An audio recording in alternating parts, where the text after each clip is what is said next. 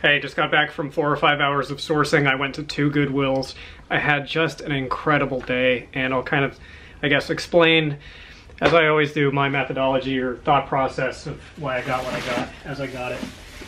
Start with a couple books. This I got for, I think, $2. It is a big fat game guide, and looked it up on Amazon and eBay, and this is very rare at this point. There's not that many of them. Could be worth 20 bucks, could be worth 100 bucks. I will have to do more research on it because there's not a whole lot to go on those 2 platforms, but definitely a safe investment there. This is the only other book that I got. It's a book from this imprint, Verso. Remember that logo. This is one of the only profitable things that I learned about in college, is that Verso books are worth money. They're a leftist publishing house that do a lot of academic books and current events type stuff from a leftist perspective. I already said that. Not all Verso books are worth money, but a lot of them are. This is worth around 30. Not in really, really high demand, but I'll put it up on Amazon. And this is the last non-clothing item. It is a computer game, Command & Conquer Generals. For some reason, I keep finding Command & Conquer PC games, and I've managed to put a couple cracks in the jewel case, but that's not really the important thing. It's a two disc set. I think this was worth 20 or 25. PC games, video games, relatively quite easy and reliable money. Here's a thumbnail for you. So I just killed my death pile yesterday, or today actually. I finally finished listing the last few pieces from the original death pile, and I've gone and replaced it, and I will tell you why. Because I was implementing my sourcing strategy that I've been talking about, of only getting the low-hanging fruit, only getting the stuff that is almost guaranteed ROI, and this is just how good the thrift stores have been in San Diego. Just astonishing. There's nothing that I got that I am not around 90% confident I will be able to make a fast and decent return on. This brand, I don't know that much about, but check this out. You can't really feel it, but it's really thick twill fabric. And these are metal studs here. These really ostentatious Western shirts or cowboy shirts are typically really desirable, especially something that is a little more significant like this, the really loud stuff, the stuff with big roses, embroidered designs, or Aztec geometric type print on them, or stuff like this. $9, which is a lot, but if I put it up for 30, it should be gone. And that's gonna be my methodology with all of this stuff. I found myself, not to editorialize too much, I'll get to the rest of the stuff, but I keep finding myself pushing the envelope of pricing my stuff up as high as I think I can get away with, which history has told me again and again is not necessarily the best way for my business model to do things. So I'm gonna force myself to make genuine quick flips out of as much of this stuff as I can. I'm gonna price it low. So I'm just gonna try to get these in and out. Here's another one. This one is even wilder. That's all embroidered. It's the same fabric thickness. It's really heavy, covered in metal studs. This one, even if I price it at 40, should be a quick flip, and that was $9 as well. Of course, you probably know this brand. It's an outdoors brand that is one of my absolute favorites, as it is a lot of people's to find. And I think there was like a little stain on it or something, but something like this, it just doesn't matter. $7. If I put it up for 30, it'll be gone. This is your cue to come into my comment section and whine at me about racing to the bottom. Here is a shirt that has sold for over 50 bucks. It's printed on a vintage anvil tag. It's from 2006, if that counts as vintage. I'm not sure it actually does. I think it's supposed to be 20 years, right? If I price it at 30, it'll be gone. One of my favorite brands, this has been in a couple videos. I found out from a commenter that this is the brand of Kelly Slater, who's a professional surfer. And Outerknown has just really paid off for me. $7, a brand that I learned about just by looking it up on the fly on my phone, and it's just become one of my standard go-to brands to always pick up unconditionally, assuming the condition is there. $7. Here's another one. And I've been picking up a lot of momentum listing that death pile. I've, gone through that process a few times of something knocks you off the listing horse. It's hard to climb back on, but once you're on it, it's a relatively easy ride. It's not that hard just to keep the momentum going and keep listing every day. And the longer you do it, the more you do it, the more it pays off. So this is the first of a whole bunch of these technical board shorts that I picked up from a number of brands. And of course, they are hair-raisingly expensive. I think all of them were $6 that I picked up, and it's not much to look at.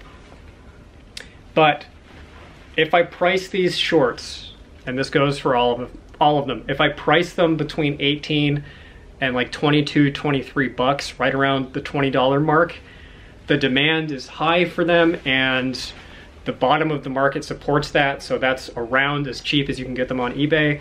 I should be able to just turn these things over really fast. And yes, fees and shipping is expensive, but if I can double my money on these, it'll be a great opportunity, because living in San Diego, there's just such an abundance of these things. And I am pretty confident that that'll work out, because board shorts and swimwear has been selling pretty well for me. Another of those, the O'Neill Hyper Freaks, 100% sell through. I've sold them a couple times. I think I've gotten 4 or 5 of these in the past couple days, and that one, yeah, was $6. Here's a Dolce Gabbana shirt, which I almost didn't buy because I was looking it over and I couldn't find the material tag anywhere, and then it's in just a weird place. I thought it was probably fake, but I looked at the stitching and it's really even, which is one of the telltale signs. The buttons are branded, they say Dolce Gabbana on them, and the tags just look legit. I'm not an expert at authenticating luxury wear, but it checked out, the gut check. $7. Paid up for this one. It's Robert Graham, a brand that I like. I don't love it. I'm not super wild about it. $13. I did pay up, but it's new with tags. It's a 3XL, and if I price this at $50, it'll still be a quick flip. Make just a decent chunk of change and get it out the door. Here's a Carhartt 4XL shirt. It's got a little stain underneath the placket here by one of the buttons. I can't see where it is in this light, but it's not a stain that will be visible when it's buttoned over. So I still picked it up. I think this was $6. This was only $6. That should be worth around $25, $30. Here's a fairly rare subline of Nike ACG. I think this was in the Manifesto. There's a few of these Nike sub genres that are in much higher demand, and just looking at it and feeling it, you can tell it's something a little bit weird, a little bit higher end. $6. This is a little bit of a weird one to me, because it seems like it could be worth around 40, 50 bucks, but I'll probably just price it 25, 30. This is 2 of, I think, 3 of these Quicksilver amphibian shorts that I got. Size 36. Just basic board shorts. $6. We'll price them at 20. Pair of Travis Matthew shorts. I think these are probably 100% cotton and 100% blurry. Size 38. Just basic golf shorts. These have been selling awesomely for me. I cannot hang on to them. They're all selling within 72 hours of listing them. Another O'Neill Cruisers. I'm finding board shorts very easy to research because they all have very conspicuous and obvious style names. You don't have to go sleuthing around for style codes to actually figure out what it is that you're looking at. And this one has a weird pattern. 100% sell through on this, as is true of all of these board shorts. $6. I didn't find any that were that far above 100% sell through. And if you're new to the channel, the way I calculate sell-through is you divide the solds by the actives, multiply by 100 to get a percentage. There's other ways to calculate sell-through. Some people consider that incorrect. It's just a benchmark metric that I use that has consistently paid off for me in terms of giving you a rough prediction of what will sell and what won't within a 90-day period. Here is another identical pair of those O'Neill amphibian shorts. These are in a smaller size 32. Same story, $6 into 20. This brand is absolutely off the chain right now in terms of sell-through rate. I think it's up to like 10x sell-through just for Dahui shorts. Size 34. The hybrid series, in my experience, is typically the best seller. But anything Dahui, I would just grab it if you can find it. Gramici is an Italian climbing brand. Italian, right? I don't know. Made in USA. These chinos, I just sold a pair of little nothing nylon Gramici climbing shorts for 40 bucks, and these were $7. This is a tiny little boutique brand from Seattle I've never encountered before, and there was one sold used of these for around 70 bucks, and I think a couple actives that were way overpriced. So if I sell these $7 pants for 30, I don't foresee someone not snatching them up. I think it's like a wool blend.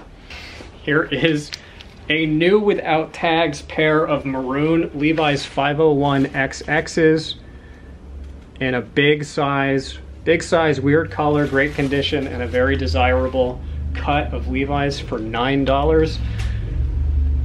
These are definitely worth at least 35, 40, maybe 45, probably more like 50, 55. There's another pair of O'Neill Hyper Freaks. You're not gonna be able to see that well. I didn't really pay attention to the aesthetics because I don't actually have that good of an eye for it. I don't know really what's popular and what isn't. Figure if they're priced cheap enough, I can just get away with listing all of it. There's another shirt, Mizzen and Maine. For some reason, I've been finding a lot of these shirts, and I never found them before, really. I think I found one in my entire career. This is one of those wrinkle-free dress shirts. I don't think they make any dress shirts that aren't this wrinkle-free material. $7. Mizzen and Maine used to be just an absolute blockbuster of a brand, but it slowed down.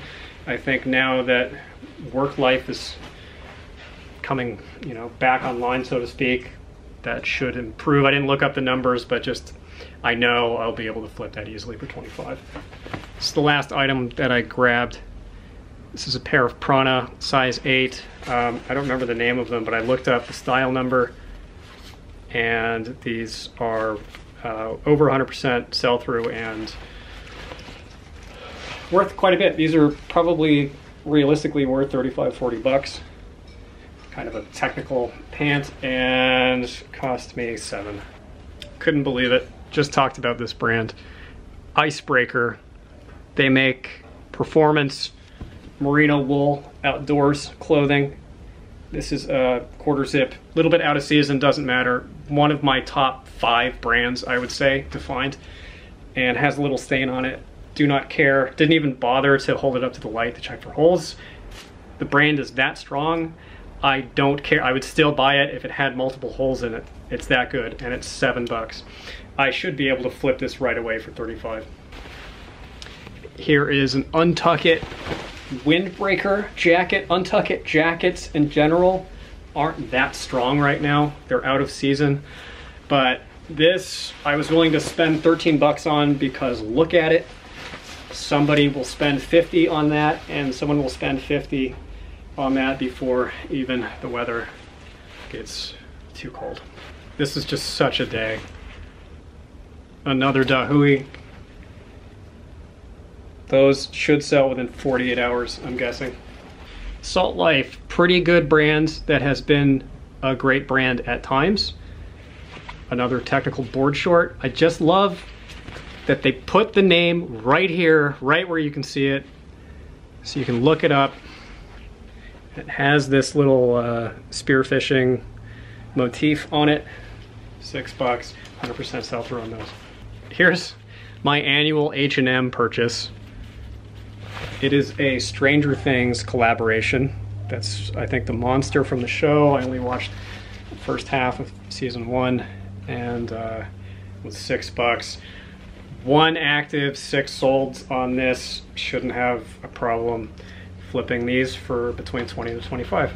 Another cool, sometimes you don't get the blue and white mountain emblem. Sometimes you get this cursive spell out. And this is a women's hiking shirt. Got it for $6. Not gonna shoot for the moon. We'll be happy to just sell this for 25. Here is a brand I kept running into and it kept having flaws. A really good bread and butter, solid, not super high dollar golf wear brand. This one was new with tags, and I think it was, yeah, $6. Big, heavy tags there. So probably worth around 30, I would have to guess. Last item, this is the 5th item from this brand that I've found this month. It's really rare. It's hard to come by. I don't know if it's the same person that's just been donating all of it. That's pronounced Viore. They make way upscale athleisure wear. Their sweatpants retail for around $89, and they're one of the most popular athleisure brands. This is one of those times where I'm guilty of pricing up just a little bit too high. I'm like 90% of the retail price on all of my Viore stuff. And I did sell a pair of climbing pants for $50 plus shipping on Poshmark just today. So these I will probably list at 45, and they should sell very quickly for 45 or 40 bucks. Not gonna be greedy this time, gonna give someone a good deal. So total for one of those Goodwills was $157.75 minus $5 for a thing that I bought myself. The other one was $67.90. So yes, my thrift stores are expensive, but look at what I can do. Look at the magic that just happens. I mean, this is a great day, but it's not that out of the ordinary. That's one of the compensations for living in such an expensive place, is that you can have days like this where it's almost effortless. It's almost just completely on autopilot. And this haul could have been twice as large. There's so much stuff that I passed on that was kind of marginal or just had a little tiny flaw. This is everything that made it through the strictest criteria for screening, and I'm just, man, I've been doing this for so long, and sometimes I hate it, and sometimes, like today, it's just so fun. It's just so much fun to have hauls like this, where it's just free money everywhere, or, you know, relatively easy money. Not that any money is really easy when it comes to reselling. So yeah, just gonna keep shoveling the coal into the furnace and get the stuff listed and flip it quick. All right, thanks for watching.